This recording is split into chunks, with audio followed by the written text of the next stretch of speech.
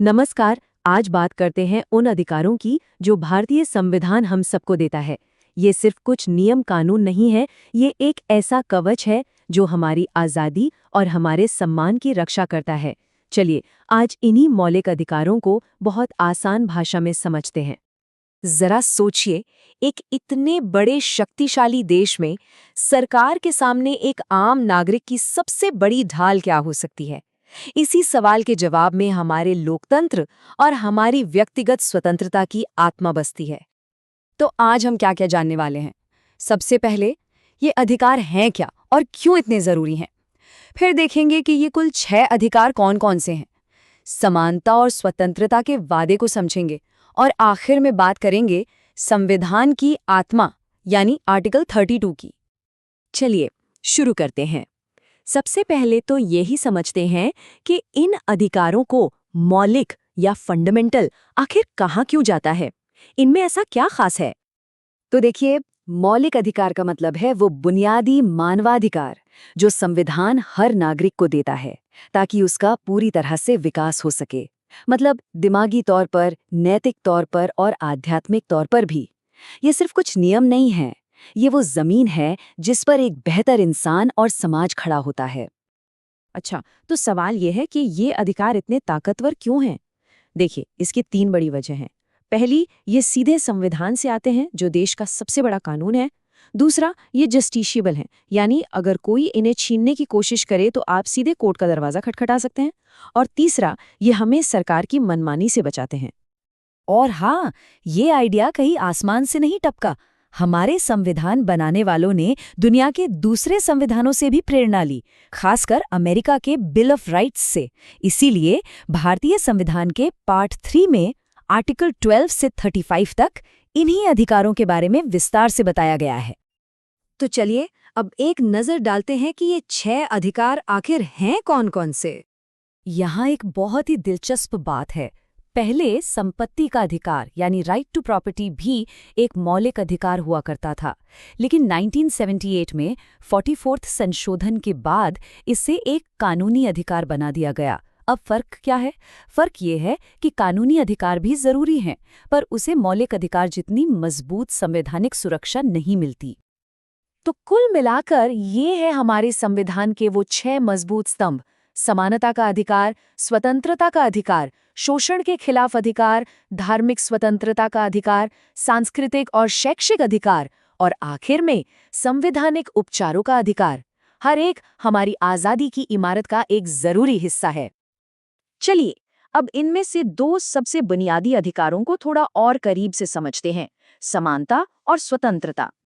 और इसकी कहानी शुरू होती है 1 नंबर से, जो भारतीय लोकतंत्र की पहचान है, 14। ये है आर्टिकल 14। ये कहता है कि कानून की नज़र में सब बराबर हैं। मतलब, चाहे कोई किसी भी धर्म का हो, जाति का हो, पुरुष हो या महिला, कानून सबके लिए एक जैसा ही रहेगा, कोई भेदभाव नहीं। अब बात करते हैं उस आर्टिकल की जिसे शायद पूरे संविधान की जान कहा जा सकता है, आर्टिकल 21। ये आर्टिकल हमें जीने का और निजी आज़ादी का अधिकार देता है, पर सुप्रीम कोर्ट ने समय समय पर इसका दायरा बहुत बड़ा कर दिया है। कोर्ट का कहना है कि जीने का मतलब सिर्फ सांस लेना नहीं है, बल्कि इज्जत और सम्मान के साथ जीना है। आज जो हम राइट टू प्राइवेसी और राइट टू एजुकेशन की बात करते हैं, वो सब इसी आर्टिकल 21 की देन है।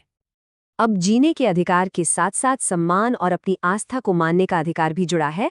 चलिए देखते हैं कैसे।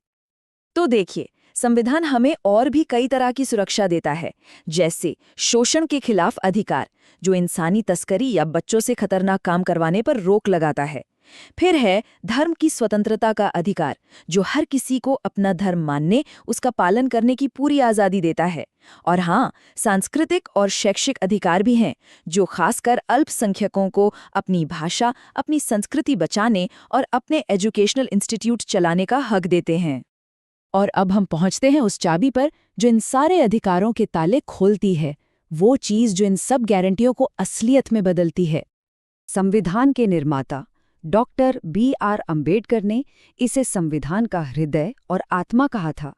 अब सोचिए, इतनी बड़ी बात उन्होंने क्यों कही होगी? क्योंकि वो जानते थे कि अधिकार देना एक बात है और उन अधिकारों को लागू करवाने की ताकत देना बिल्कुल दूसरी। और आर्टिकल 32 वही ताकत देता है। तो क्या है ये संवैधानिक उपचारों का अधिकार? इसका सीधा सा मतलब है कि अगर आपके किसी भी मौलिक अधिकार का उल्लंघन होता है तो आप इंसाफ के लिए सीधे सुप्रीम कोर्ट जा सकते हैं। यही वो आर्टिकल है जो बाकी सारे अधिकारों को सिर्फ कागजी शेर नहीं बल्कि असली ताकतवर बनाता है। तो सवाल ये है कि कोर्ट हमारी मदद करता कैसे है? इसके लिए कोर्ट के पास 5 तरह के हथियार हैं जिन्हें रिट कहते हैं। जैसे हेबियस कॉर्पस का मतलब है कि पुलिस किसी को गैर कानूनी तरीके से हिरासत में नहीं रख सकती। मैंडेमस के जरिए कोर्ट किसी सरकारी अफसर को उसका काम करने का आदेश दे सकता है। मतलब हर रिट एक तरह का औजार है जो ये पक्का करता है कि सिस्टम सही से काम करे और हमारे अधिकारों की रक्षा हो। तो आज की इस पूरी बातचीत का निचोड़ क्या है? पहली बात, मौलिक अधिकार हमारे लोकतंत्र की बुनियाद हैं। दूसरी, ये अनलिमिटेड नहीं है, इन पर कुछ जायज़ पाबंदियां भी लग सकती हैं। तीसरी और बहुत ज़रूरी बात, नेशनल इमरजेंसी के दौरान भी जीने का अधिकार यानी आर्टिकल 21 आपसे कोई नहीं छीन सकता। और इन सब को लागू करवाने वाला सुपर हीरो है आर्टिकल 32। और आखिर में एक सवाल, अगर ये अधिकार हमारा कवच है तो इस कवच को जिम्मेदारी के साथ इस्तेमाल करने में हमारी क्या भूमिका है? क्योंकि अधिकार और जिम्मेदारी एक ही सिक्के के 2 पहलू होते हैं।